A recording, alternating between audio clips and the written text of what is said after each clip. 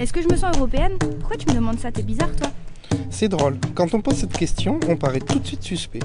Et si quelqu'un veut bien nous répondre, il nous renvoie notre question à la figure. Et toi, c'est quoi pour toi l'Europe? Moi je lui réponds que c'est le prix Nobel de la paix. La paix?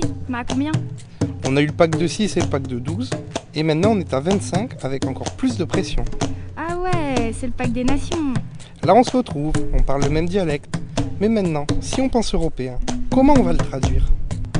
Je roule dans une voiture italienne, j'achète mes clopes en Espagne, je bois du whisky écossais et je mange des bretzels allemands. Donc je suis européen. Sauf que non, c'est plus compliqué que ça.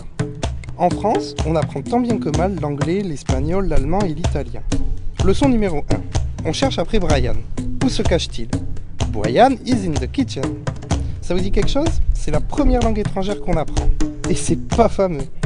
On fera d'ailleurs pas la traduction en espagnol, allemand et italien, puisque c'est à ça que se résument les langues étrangères en France. Heureusement, il y a Erasmus pour partager le pack européen. C'est le système d'échange privilégié des étudiants. Il contribue grandement à façonner l'identité européenne. Mais là encore, les destinations favorites des Français sont l'Espagne, le Royaume-Uni et l'Allemagne. L'Europe se résumerait donc, du point de vue français, à 4 ou 5 pays. Tant pis pour les 20 autres, moins favorisés pour développer la culture européenne. Quoiqu'en vérité, ne devrait-on pas plutôt parler de culture occidentale? Car à y réfléchir de plus près, le GPS dans ma voiture est américain, les Marlboro que j'achète en Espagne sont américaines, je bois aussi du bourbon du Tennessee avec des chips au barbecue, sans parler de mon iPhone. Et puis d'ailleurs, quand je me balade en ville, les principales enseignes de fast-food que je croise sont des McDo et des Subway. Enfin bref, moi j'ai pas attendu Erasmus pour traverser les frontières. Je le fais très souvent. À pied ou en scoot, c'est pas cher. En voiture aussi, et pas toujours en stop. En train, c'est compliqué avec les finances. Le billet SNCF coûte souvent plus cher qu'une place en avion.